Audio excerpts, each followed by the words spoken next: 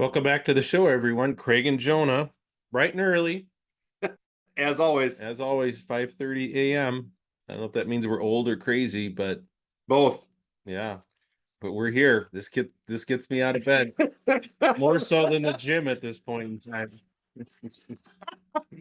Well, for anybody, I guess this will come out after the Super Bowl, but as a Green Bay Packers fan myself, I don't really have a rooting interest. I don't want to see Patrick Mahomes win this weekend any more than I want to see the 49ers win. So I guess I was happy to find a reason to root for a team during the interviews this week. It's always kind of a crazy week, Super Bowl week. Like the players can be asked all kinds of goofy questions. Like Brock Purdy was asked how he feels about looking similar to Lee Harvey Oswald. Oh, And who made that connection? just goofy questions like that. But somebody asked him about his favorite Bible verse because apparently he talks about the Bible often, and I didn't know that. But he said, I've said it a lot, but Psalm 23, Purdy told reporters, even when I go through the darkest valley, I fear no danger, for you are with me. Your rod and your staff, they comfort me. Purdy continued, it also talks about how God prepares a table before me, and even in the presence of my enemies. So even through all the craziness that is going on for me, I know God is with me, and he's right here in this moment. And so I feel like I can kind of root for the 49ers now. He must have a real rough life. Yeah, Professional football player, and money and women. I don't think he's married, and I don't think he Okay. really has a girlfriend either. Like their previous quarterback, Jimmy Garoppolo, used to date porn stars and stuff like that. So this is a much different guy. He went to Iowa State, and then he was picked as the very last person in the NFL draft. So that's Mr. Irrelevant is the name of Oh, that. I knew he was down in the draft. I didn't realize he was that far down. Yep, very last player picked. So it's amazing. And then at the end of the interview, he said, God gives him peace, and he gives me the calmness and steadfastness in those moments of difficulty. And that's what he thinks back to. Maybe So he's probably reciting Psalm 23 when he's walking through San Francisco and avoiding the piles of feces on the sidewalk. I thought about making that connection too, something about San Francisco, but I don't know. It was just kind of inspiring, I guess, to hear a guy talk about that in that moment. And so I'll kind of be rooting for the 49ers, but if they lose, I won't feel too bad either. Yeah. Yeah, I'm kind of ambivalent about the Super Bowl this year. I'm actually going to be out of town for work. We'll have a meeting. We'll probably watch the Super Bowl a little bit, but um yeah, it's always kind of fun to watch, and the whole Yeah. circus and ceremony that goes around it is pretty amazing. Yep.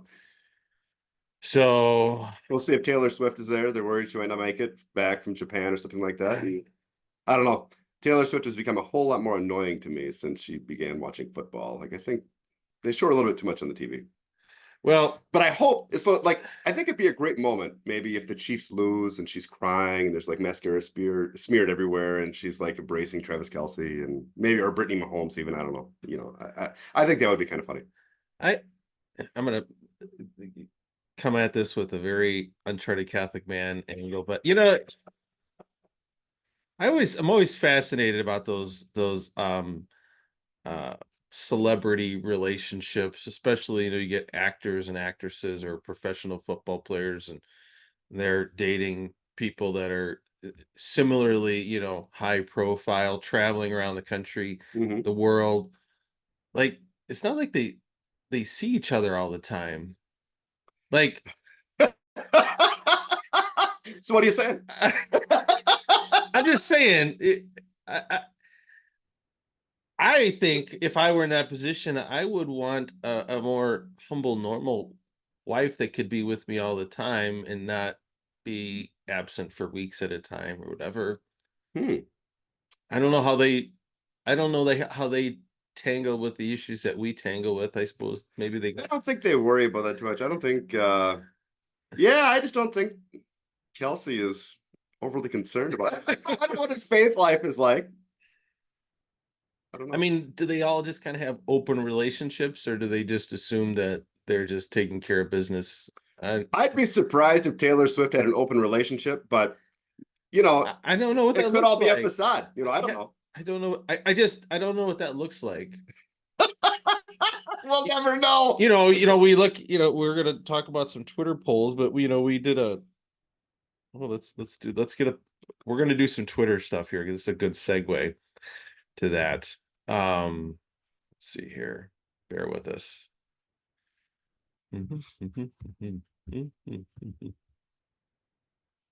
Yeah, so we've been doing a lot of Twitter polls, but the one But really, I think the reality of it is that like, so when Taylor Swift is running around on her Eras tour, I bet you there's a lot of loneliness.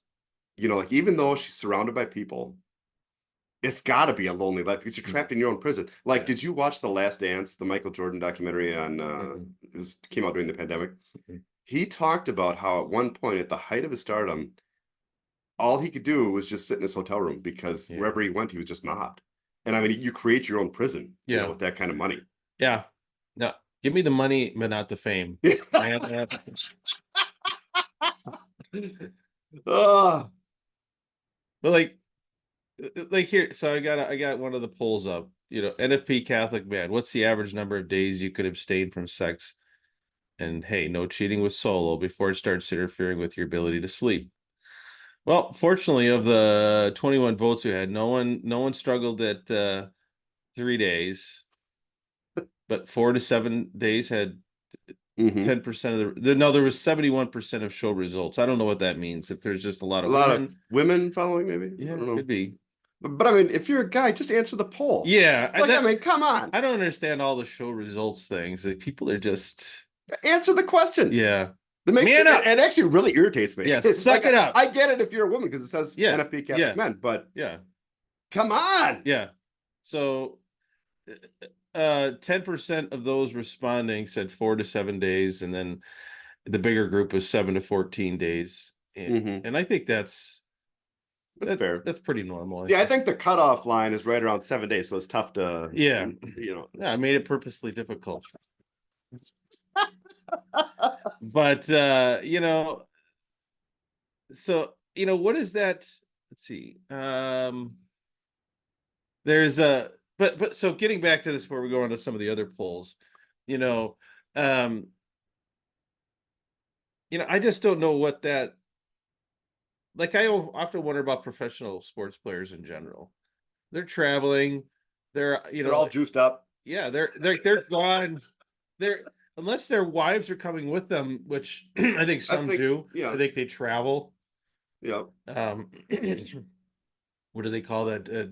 Jail visits. Conjugal visits. Conjugal visits. Well, I mean, like Philip Rivers, he's a very Catholic guy, Yeah. and he has how many kids? Like 11, maybe. I don't. Is that many? There was a joke that he couldn't even pull out of a parking spot. Yeah. But I think I suspect that his wife and family came with to a lot of places. I believe that was in a news story once. Yeah. So like I don't know how you would avoid that. Like if you're trying to be a decent Catholic, I mean, there's a chaplain, I guess, that comes with the team, I don't know. But yeah, I mean, it'd be fun having the money and fame, but if you spend, this part of your life and, traveling and seeing your wife once a week or whatever the case may be, I don't know. It, it, I don't know. I guess I can't relate to that life, but that's of course the first thing I worry about. Yeah. When I think about if I had that kind of fame and I was traveling, do I want to? That's the number one reason you don't want to be famous. Yeah, biggest thing holding me back. Yeah. No, I don't know, man. I suspect they just don't worry about it as much. But and there's guys like Philip Rivers, so you never know. Well, and it sort of kind of makes me think about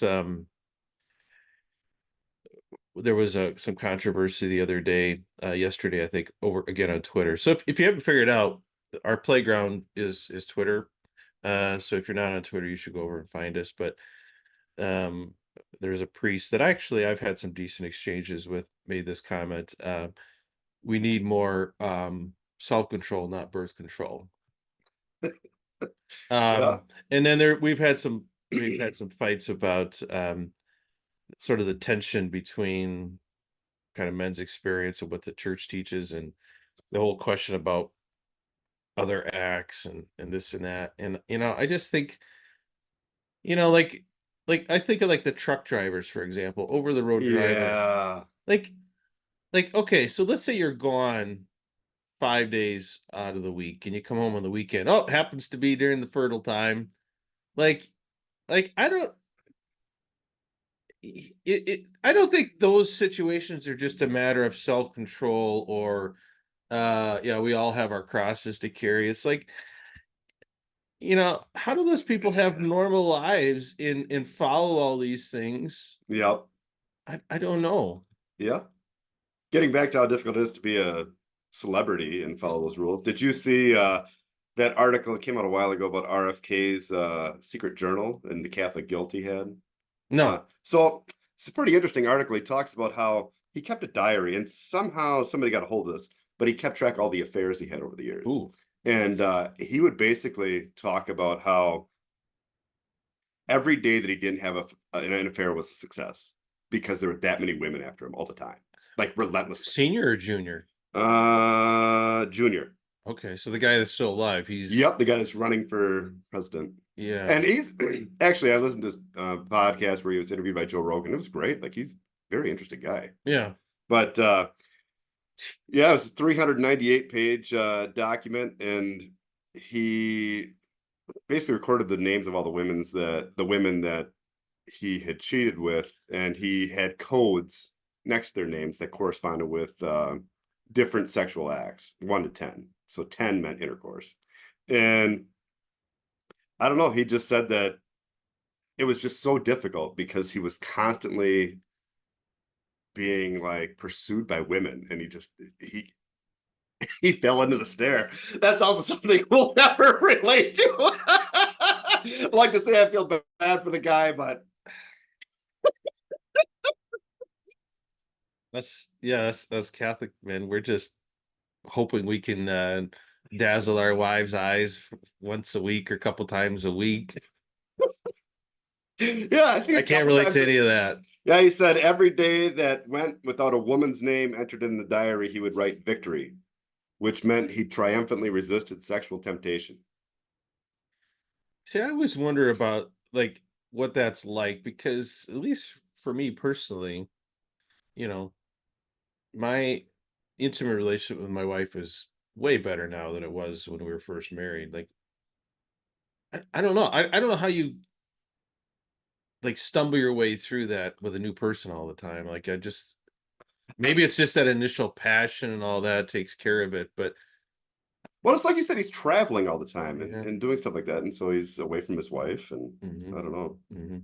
But it's funny, they talk about, like, so it's the New York Post wrote the article, but they talk about how it's because of his Catholic guilt that he felt bad. But I would hope that anybody that was cheating on their wife nearly every day would feel some remorse. Yeah. Maybe I'm old school, but Yeah. You'd like to think there's some natural law built in there that would cause guilt whether you're a Catholic or not. yeah. Which is actually a nice segue to, you know, Twitter has reminded me of this awkward position we find ourselves in, or I find myself in. Um, the stuff that we talk about is, you know, it's a mixture of kind of the real life. We probably talk too much about the bad, but things are good. Like it's marriage is really wonderful. It's been really wonderful for us recently. But there was times that it was very, very difficult, even when it was going good. Like by most people's standards, they would have been happy to have the marriage that I had, but inside I was just morally miserable. And so we talk about some of that stuff, and I have a lot of sympathy and compassion for people that struggle with those things. Twitter doesn't have that kind of compassion, and the people that end up on Twitter tend to be very uncompassionate. And so you start talking about that stuff. You start talking about the struggles, and they're like, "Well, hold on, this not Christian being Christian's not supposed to be easy. We have our struggles, and are you trying to suggest the teaching's wrong?"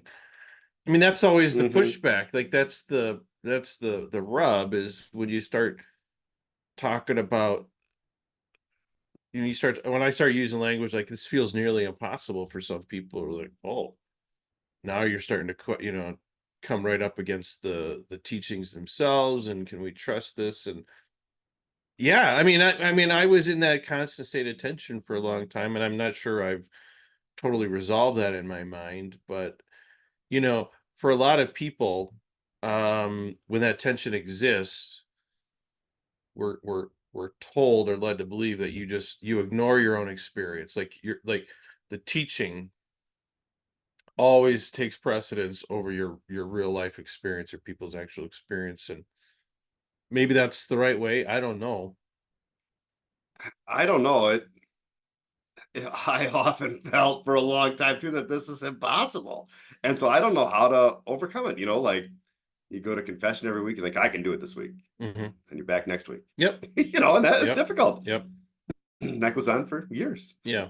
And maybe that's how it's supposed to be. Maybe it is some built-in, humility sort of thing. But I find it hard to believe that, you know, like 1,000 years ago, there's people going to confession every week. Like that wasn't the case, I Yeah. don't believe. Right. So I don't know how to reconcile that. I would like to think it's okay to talk about how things really are. I don't think they like people talking about the difficulty it is to live this life. Um, I think it's a very real experience that most of us just quietly deal with. A lot of people, a lot of guys don't even talk about it with their wives. It's kind of between them and their professors. That's for sure. So, I don't know. I mean, And I don't know how you reconcile that with what Jesus said about it's an easy burden, or his yoke is easy. Like that, I don't know how to reconcile that. Because, and if, like, when you look at marriage, if there was room for other acts or whatever, it would be very reasonable. Mhm. It's not undoable. But if you're trying to walk this tightrope where you can only have sex, that's difficult, especially for trying not to get pregnant or whatever. Yeah, I mean, For just reasons. It's not like you're just not having sex because you can't afford kids, like, which may be reasonable too. But if you're not having sex because your wife could have serious complications, that's a real serious situation. if, for rightly or wrongly, the sort of the polite Catholic community or the trads just has this idea that if we give people a way that can be easy, that they're just going to take it and run with it. Uh, um, and so it just seems like there's this constant fear of the slippery slope. I was having this just kind of this theoretical conversation about birth control. That was a poll we did. I was really surprised. I was kind of surprised at how many. The question was basically, if the church said that birth control was okay, how many people that aren't using it would consider using it? A lot of people indicated that they would be open to using it. What was the percentage? Do you remember? It's always complicated because there's so many like official Oh yeah. results, but almost almost all of those who responded said they would. There was only a very small percentage that said no. Hmm. Um, and so I think there's a lot of I want to say reluctant NFP users, but most of us, I think, while we appreciate it and find a way to, I guess, love it, most of us have a love-hate relationship with it. Well, and I think once you get in your 40s, it just gets pretty risky for a lot of different reasons, and Yeah. it's difficult. Yeah. And of course they're like, well, it's, and I think a lot of people would be, my wife included, would not be a fan of like hormonal birth control, but like barrier methods and stuff like that. I think there's a lot of in sort of talking and watching sort of kind of evangelical Christians, non-Catholics, a lot of them have, like a lot of them are concerned about birth control that's abortifacient. Hmm. So they Yep. tend to steer away from hormonal birth control or IUDs. And so I think what a lot of them seem to do is actually use NFP, but then use like a condom or something during the Mhm. fertile times.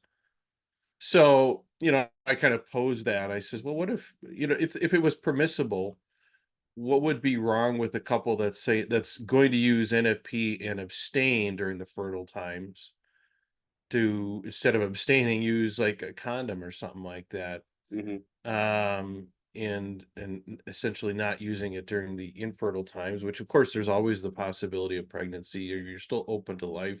You're just simply replacing abstinence with, let's say, a condom during that time. Why would that be so, like, what would be so different about that? Obviously, I mean, obviously there's differences, but from a functional point of view, Mhm. that's not dramatically changing the nature of that marriage. That's not turning that couple into suddenly they're just never having kids or whatever. Yep. And I think that's it comes down to the fact that I think the procreative aspect is ranked higher than the unitive, when really it kind of makes sense for them to at least be on an even playing field, if not unitive being slightly higher, because in order to have a great family, you have to have the unity between you and your wife. Mhm. And once the unitive aspect of those uh, acts is lower, and you're not doing it as frequently, you just have more difficulties in marriage, I think, or you can. Well, I think most of them, I mean, they say that they're both important and equal, but you can have you can have a lot of intimacy that is quote unquote open to life, but not necessarily be that unitive, if it's not Hmm. a good experience, or you're invoking the marital debt and one spouse is just doing their Yeah. duty or whatever.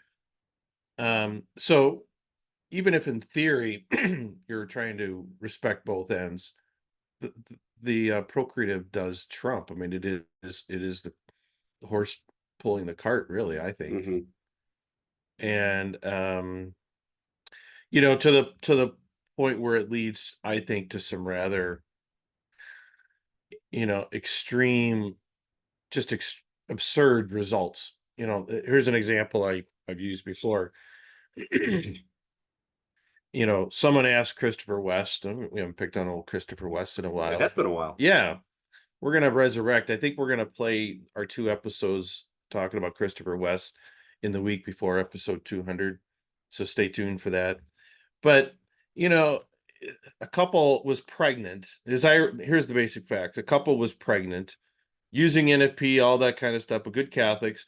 But for whatever reason, when she was pregnant, something happened to her body that made intercourse either really uncomfortable, or maybe even like life threatening, or Oh, like a health concern. And basically asked, could we use condom in that situation? And he says no. so that's when you have to laugh because what is being prevented there? Like, Hey, maybe God can make you pregnant again. I mean, that's just where, like,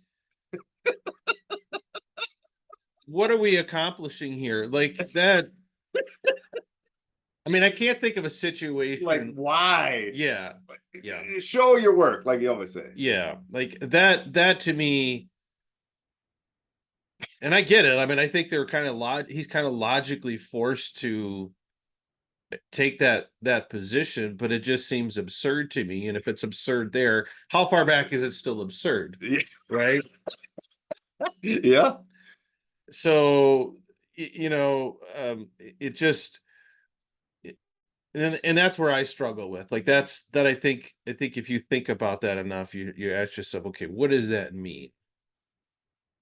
Does it mean that we're simply I mean, I know some people say, well, yeah, it seems absurd to us because we're mere mortals. Our ways are not God's ways, and when we Sure. die and go to heaven, it'll all be explained. Maybe. I mean, maybe that's. I grant that that's one possibility, that it won't seem absurd once we have the full picture in heaven. He also gave us reasoning though too. Yeah. Like, I mean, you're supposed to be able to reason your way through it. Like on Twitter too, the other day, a woman was talking about how she nearly died during childbirth, and she was just talking about her hesitation towards being pregnant again, and just the issues with that. And yeah, of course, the trads came back and said, well, just trust in God. You know, you could die in a car accident or you could die in all these different ways. But I mean, that's not comparable. It's not comparable. Mhm. You know, the everyday sort of ways that people can die are just like, it's not even comparable just because of I don't know, it's, you're carrying that child for 9 months and then for like, it's such an intimate w- part of life, I guess. And it's not even comparable. I don't know. Yeah, I mean, I think this is where I would say the quote unquote pro-choicers have a point where they talk about like this is a big undertaking, and it can be really like it's anytime a woman has sex with her husband or a man or whatever, and if they're open to life, like that's a big deal for her. Hmm. And even if you're using NFP and you're following rules, you could still get pregnant. Like we all know that, right? Hmm. I don't think I I don't think we should diminish that or underemphasize that or whatever. Like I don't think we should just gloss over that. Like that's a big deal. It is a big deal. And Yeah. should women have to put their lives on the line every single time? I mean, and that's how certain saints have, you know, become saints, I guess. I think it's oh, there's a couple of them, but you know, where they recommended an abortion and she'd have an abortion and she died during childbirth, and you know, Yeah. she's a saint now. Yeah. And I can't remember her name right now, but Yeah. It sort of reminds me um not that I would necessarily want to open this can of worms, but it reminds me of the whole controversy over is it Saint Maria Goretta? You know who she is? I've heard the name. She was a young woman. I don't think that was all that long ago, late 1800s, early 1900s. She was a young, beautiful woman in Italy or something like that. It was being pursued by a suitor, and I don't know if she had her eyes on being a nun or something like that. And so he basically tried to rape her, and she refused. She first he tried to get her to do it voluntarily, and she refused, and then he threatened to rape her, and then he did, and he killed her. I don't know if he did rape her, but he killed her. Like she Mhm. basically decided to die rather than give in to this guy's request or whatever, and she's held up as this saint and model of purity, which is great. But there's a couple people out there, one of which may eventually come on this show. She's like, think about the absurdity. Like, what are we teaching people? What are we teaching young women? That it's virtuous to like die rather than defile yourself or like whatever the case may be.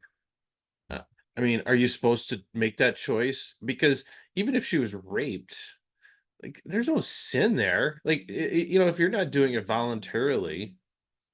Oh, see, and that's difficult. Like if it was your child involved, like Mhm. oh, it's terrible. I don't know.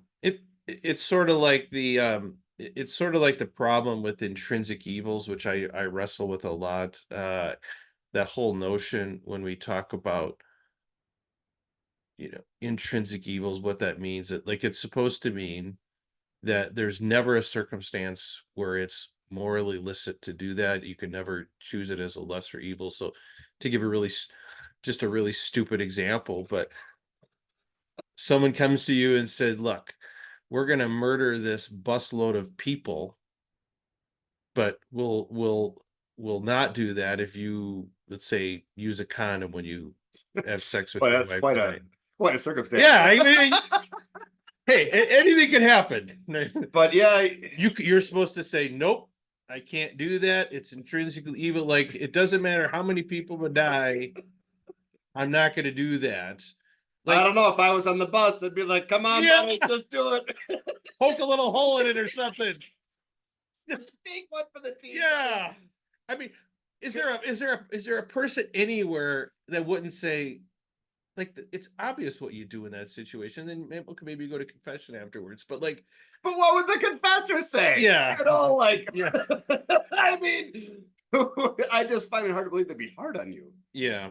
that's where the the true extreme logical um sort of ends of these concepts become absurd. And what do you do with that? Hmm. And granted, is that situation ever going to happen? No. But it's an intellectual exercise you can have. And we seem to like those Yeah. sometimes, you know. That's right. Saint Gianna Molla was Oh yeah. the saint that died during childbirth. Yeah. I mean, you know, we had this conversation, this Twitter conversation with a guy the other day, and we talked about how you know this life is difficult. Because I said one of the struggles, it seems like, if you follow really the most conservative view of all these teachings, it's no birth control, no solo, no other acts. It's a mortal sin if that's kind of like the four pieces of the most conservative view of it.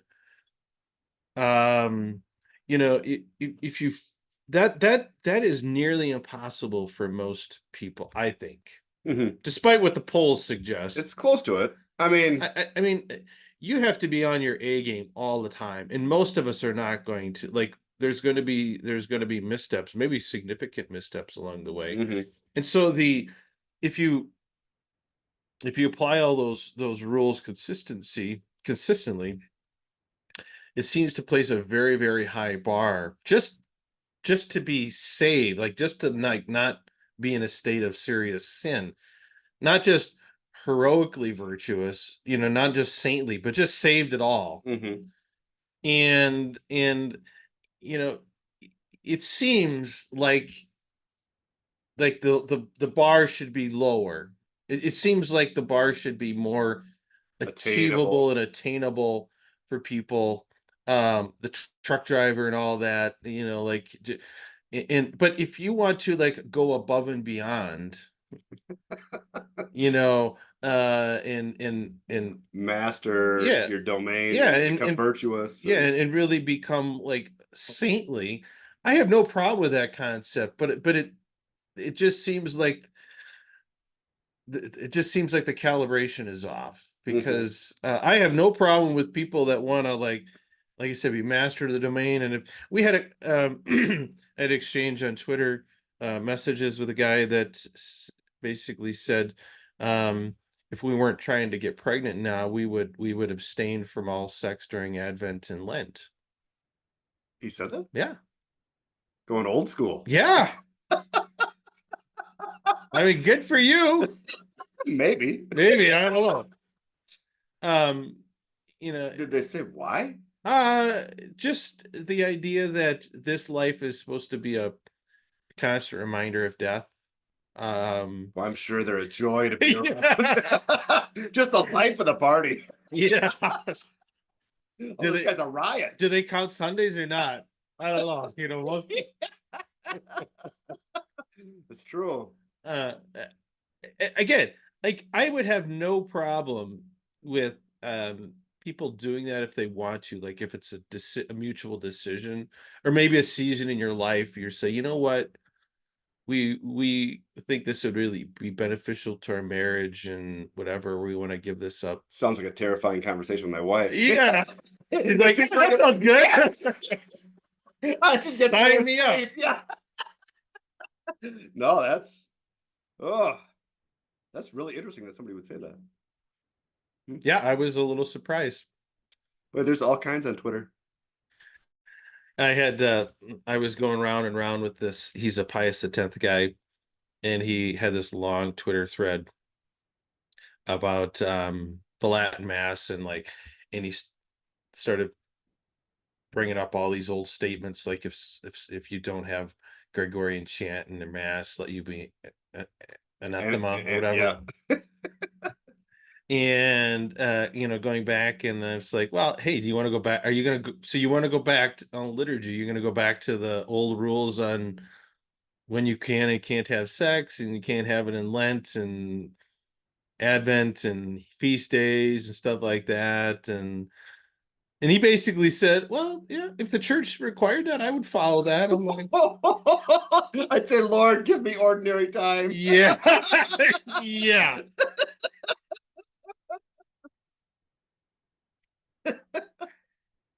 I just don't know that that's like, that's what I struggle with. Yes, it's not supposed to be easy. Like this life isn't Mhm. supposed to be easy, and there is supposed to be hardship, but I just feel like there ought to be a level of voluntariness to it and like a season for it.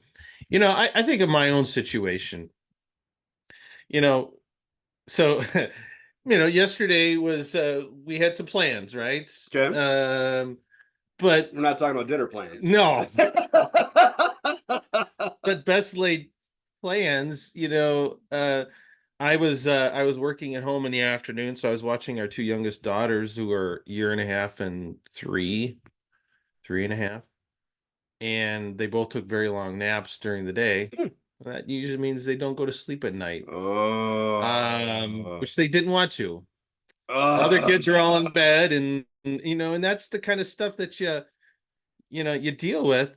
Um, Fortunately, we outlasted them, but Fucking brats. yeah, when we were done, we said good morning to each other.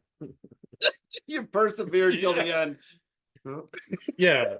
My wife at one point she's like, yeah, dad really kind of like shot himself in the foot today by letting you guys sleep. But I mean, Oh, I love comments like that. yeah. But you know, you know, we're a family of like we don't have a lot of fun, so to speak. I mean, like the domestic demands are real. We don't really get to go on vacations. We don't really get to go out on date. Not that we couldn't. We don't go out and do date nights, and I'm Mhm. not out golfing and stuff like that. No. Like this is kind of the one thing you got. Don't take it from me. Yeah, like this is the one thing that kind of keeps you going. Don't take it from me No, during Advent. Don't take it from me during Lent. no one needs it more than the couple that has a bunch of young kids. Oh. Oh. And so, It's too bad that your wife was gone during nap time because that's what usually works out for us. yeah, no, that hasn't happened in a long, long time. I think we had one or two kids the last time that we had that experience, and that was Oh, it has been a while. it's been a while. Oh man. Yeah, it is strictly at night when everyone's asleep, and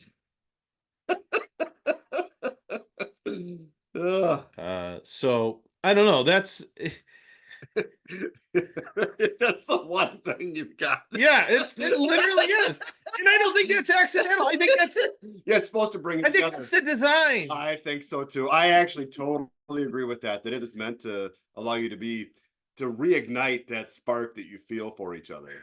And if you ignore that or don't do it, you're harming your marriage. I mean, it's God gave us this amazing thing that does so much for yourself and your relationship. And then it seems like as Catholics, we spend all of our times trying to convince ourselves not to have that. Like the Twitter poll suggests, I think that like once a week is really good, Yeah. and twice a week is even better. But I think once a week is good. Yeah. Just I don't know, even like the Twitter poll with how often the wives want to be intimate. The highest, it was almost equal. The men and women both said more than once a more than week. once a week, and that lines up. Yeah. I mean, I don't know. Where are you people? Like, where, like, are we all in different marriages? We're just all mismatched. We all have one that's never and one that's all the time. I don't know. That's another interesting question. Yeah. I suppose it'd be great though, because it would spark conversation to ask that sort of question. And that's really what you need. Yeah. Because, like for both of us, our wives had no idea. Mm-hmm. Yep. And but now Yeah. that conversation led to great marriages for both of us. Yeah. Yeah. I mean, so since we're not here just to like bash trads and complain about church teaching, like we kind of want to help. Like like it's amazing. Like it's amazing what those conversations with our wives did for our marriages.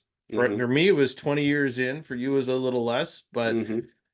um, it's a it's amazing what it's amazing. I think how easy it is for husbands and wives to be kind of unaware of each other's experiences. Mhm.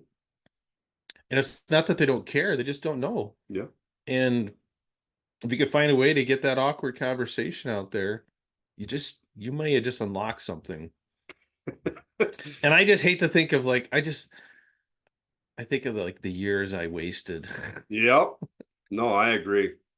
About the only benefit to that is when we get into these skirmishes on Twitter with people about and I sort of make these generalizations about men and marriages based on my experiences. Like, well, your experiences, like, listen, buddy, I got 20 years behind me. I got 9 kids, did the whole NFP thing. Like I have a lot of data to back up Mhm. my conclusions here. And so I do feel like I come from a not necessarily a place of authority, but I feel very, very confident that you know, my marriage and kind of what we went through provides a lot of it's indicative, I think. It's Well, yeah, indicative. and there's a lot of guys that they go to communion when their wife is with them in church. Yeah. If their wife is not with them, they do not go to communion. Yeah. I mean, Yeah. and Yeah. you just know the reason why. Yeah. I mean, Yeah. it's not a mystery. Yeah. So, I mean, even if everything stays exactly the same, and I'm not suggesting anything should change, although episode 200, we're going to talk about what I think is the one gray area in all this. I think there's some gray area Mhm. there.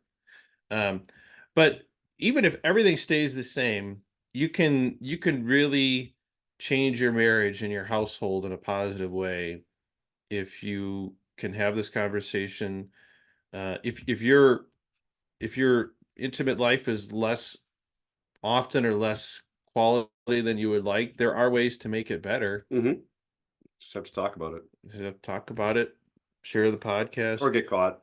get caught. We can we can give you some design plans for that if you need it. So I just this truly like again, I want to emphasize this. As Catholics, I think we spend so much time worrying about the ways that we shouldn't we the things that we can't do or why we shouldn't do it or the value of suffering and abstinence. Yeah, okay. And there is suffering and abstinence. Yes. We can't agree on that. Yeah. I described it as intermittent celibacy the other day on Oh, very nice. so That's funny. but that but that does, there are times when you can be intimate with each other and probably more frequent than you are now. And I think for almost all marriages, it's going to be a net positive for you. Mhm. I agree. I Yes, if both spouses are enjoying it, there's no Mhm. way it's not going to Yeah. improve your marriage. Yeah. So shoot for multiple times a week, more than once a week, Yeah, report back to us. and report back to us. But I mean, there was a long time that seemed crazy to me. Hmm. And Same with me too. yeah, it may seem crazy to you as well, but it's possible. Totally And possible. according to the polls, it's not like it wasn't like all the women were like, yeah, if we have it like 2 or 3 times a month, that's fine. Like I Hmm. basically gave the option more than once a week, two to 3 times a month. Hmm. No men or women chose 2 or 3 times a month. There was like one man and one woman that said once a week, but everyone else was more than once a week. So if you're not at that level, you probably just need to talk about it. Yep. You probably imagine that you both want the same thing and you don't have it. Like people, Boy, that's so true. Just because you're scared to have the yeah, conversation. Both people are scared to have the conversation. Yeah, yeah. it's true. It reminds me of the conversation. It reminds me of the couple. How does it go? I think it was a couple, an old couple, and I think maybe with their grandkids around, and they were having bread, right? Their Hmm. mom made homemade bread. They're cutting out the bread, and the heel always went to dad or something like that. Always got the heel. Hmm. And so one of the kids was like, so one of the grandkids asked, I said, Grandpa, why do you always get the heel? Well, I ate it so that grandma wouldn't have to eat it. And she looked up, she's like, what? I thought you liked it, and I would have loved to have the heel, but I wanted you to have it. So he ate it, didn't like it, and she didn't get it when she did want it because they didn't communicate about it. Like the whole marriage that way. That's really funny. Oh man. Yeah, that stuff happens. Like I heard a similar story about they were an old couple, and right before I think the woman was dying, the wife was dying, they started talking about how they won't be able to make pickles together anymore. And so they had made these huge batches of pickles their whole marriage, and he thought that she liked making pickles, and she thought that he liked eating them, but they didn't like either. Nobody liked it. Yeah. They did this they're like for 50 years.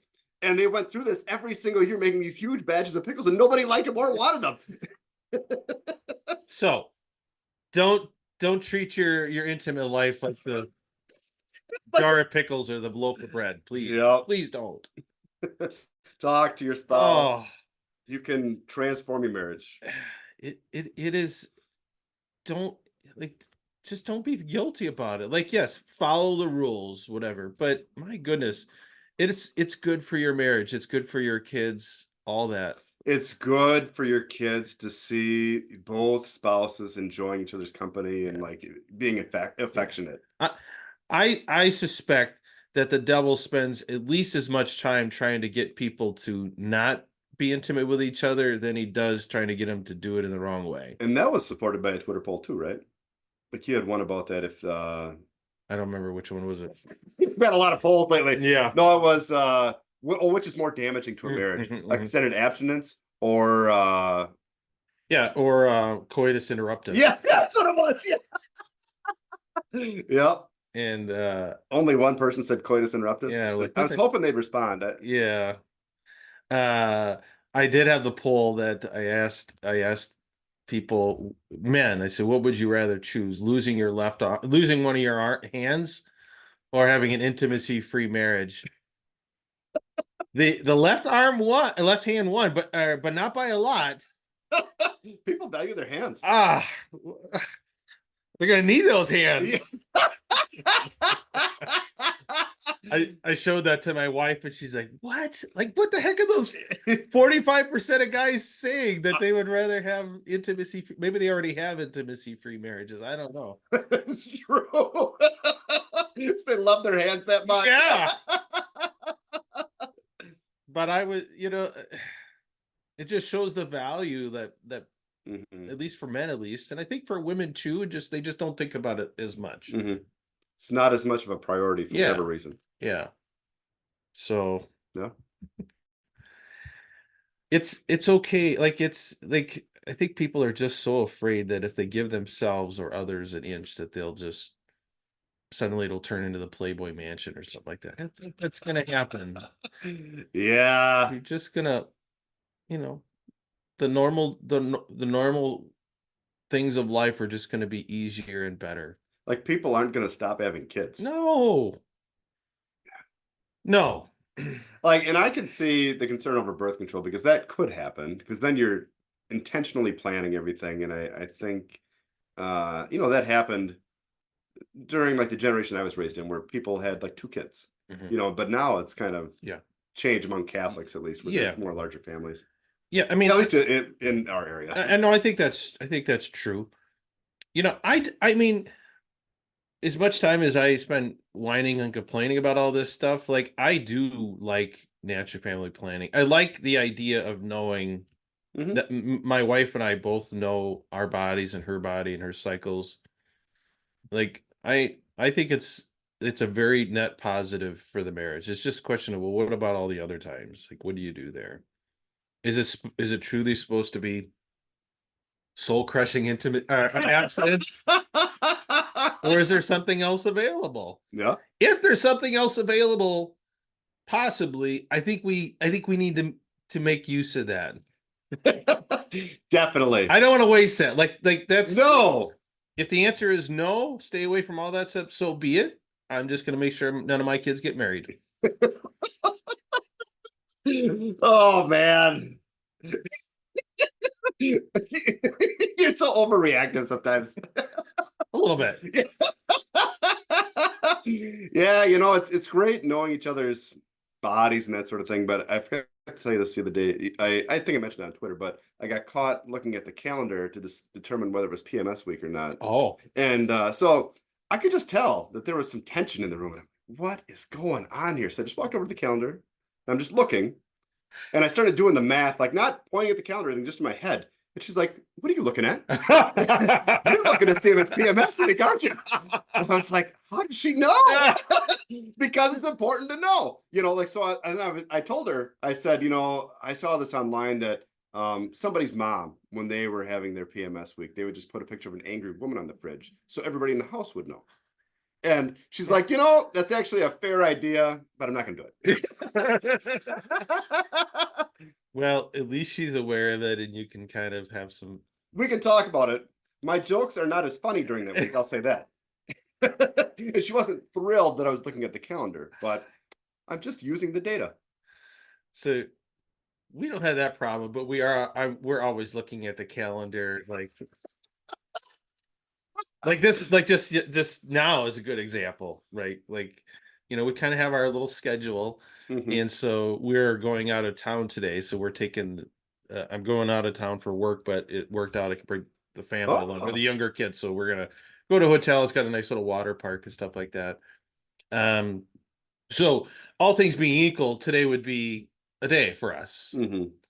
Except that's not going to happen in a hotel room with a bunch of little kids. Yeah, I don't want to ask, but No. I was wondering. No. We Do you get a second room then for like an hour? I thought about that. I would do that, but I get overruled. Because it's worth it. You get the second room because it's worth it. Yes. There's a lot of value there in that 1 hour. Yeah. Now we are having the younger kids that you could probably get away with something when you have the teenagers along. That's just that's a little bit risky. Over the line, yeah. But so I'm looking ahead. See, okay, so I know, so today we're in a hotel, but I also know, and we both know, like we are both doing this mental calculation. The next day is going to be a trip back. The kids are going to sleep in the car. We're going to get home, and they're all going to be up late. So we both know that. So now it's going to be 2 or 3 days later. And so without really talking about it, we both looked at the calendar like, okay, let's bump it up a day. But then, like I said, then I had kids that wouldn't sleep last night. So you could have the teenagers watch the younger kids while you guys go for a drive. Yeah, I've tried that.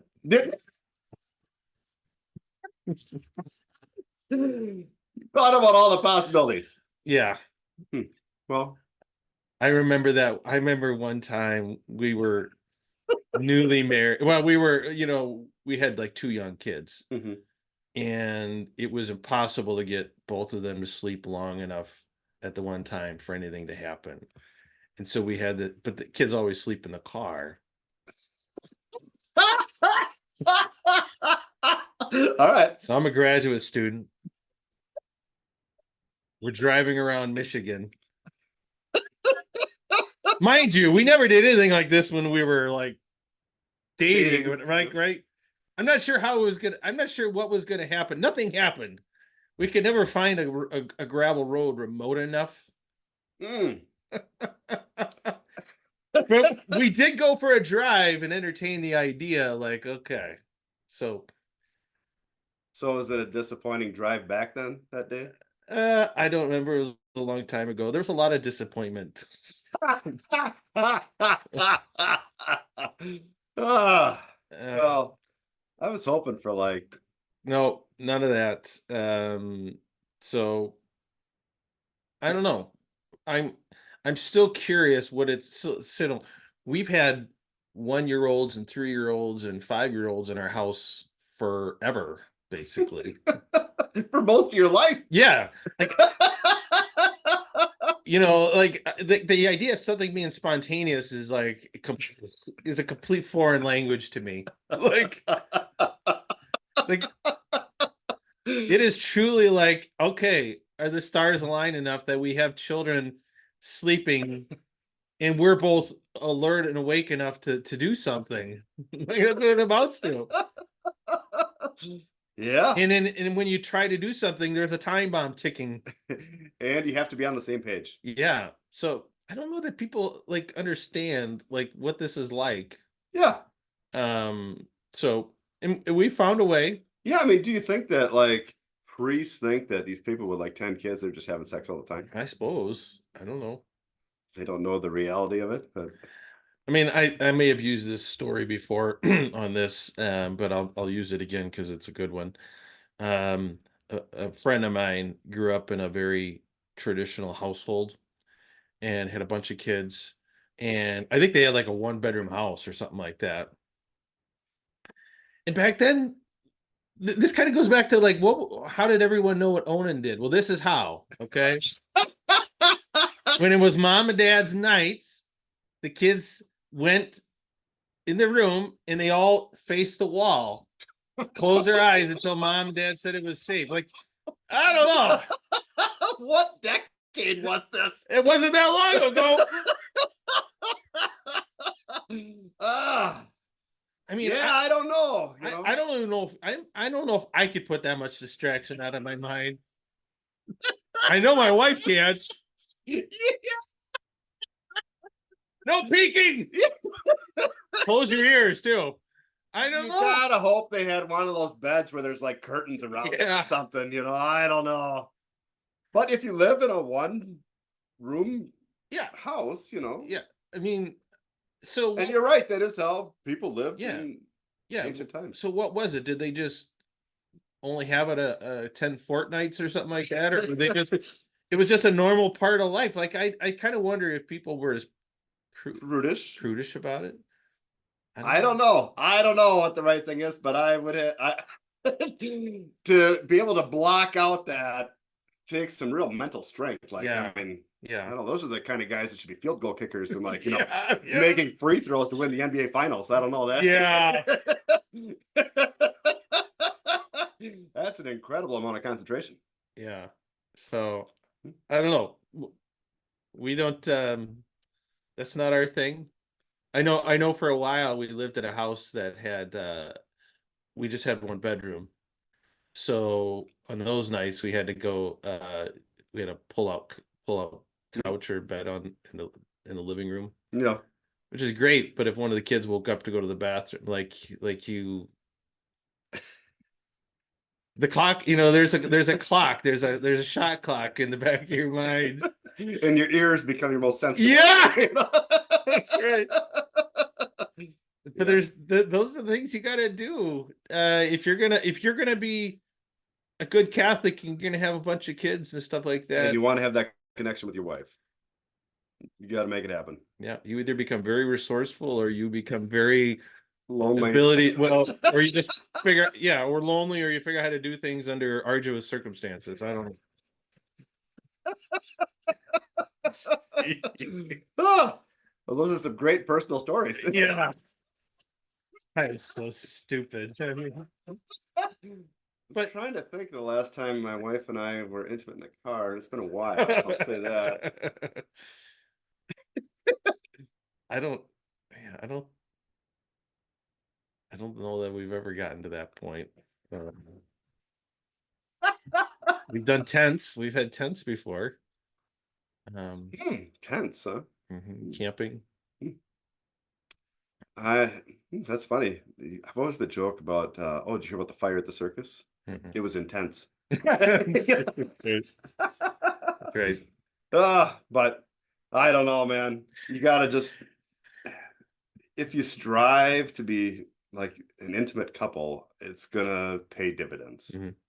No matter what, especially if both you need both people working towards that. Yeah, I think if you are, you know, both being very much occupied by like the stresses of domestic life and raising children, the easiest thing to do is to cut out intimacy, but I think that's like the worst thing. Like that's just so counterproductive. Absolutely. It Like, harms your marriage probably more than pretty much yeah, anything else. yeah, like it's just like don't starve yourself. Like you need like the literally that's the one thing you've got. Because it's like you go from this intimate couple Yeah. to being roommates, then to resentment, Yeah. because Yeah. neither person is happy then, Yeah. and then it just spirals, Yeah. you know. Yeah. I think once my wife realized that there was a benefit to her to us being, be more intentional about this. Not that it was self-centered, like, Hmm. but she understood like how valuable this is to me especially, Hmm. and in turn how valuable it is to our marriage when you're just you're at your best when you're in, kind of that Hmm. post bliss period, but you get into, like you said, you get into that roommate phase and it isn't helping her at all. Nope, that's for sure. So, That's the truth, yeah, whether anybody likes it or not. yeah.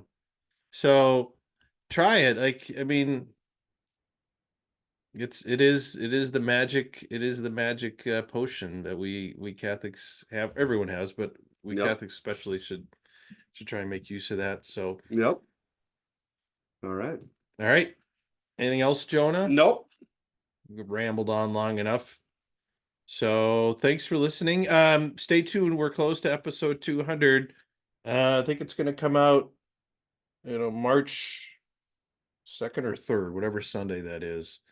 So barring some setback, episode 200 is be a big one for Yep. good or bad. It's going to be, I think it's going It'll to be be an honest one. it's going to be a memorable one. So okay, well, thank you everyone for listening. Thank you, Jonah, and You until next bet. time, everyone. Bye. Have a good one.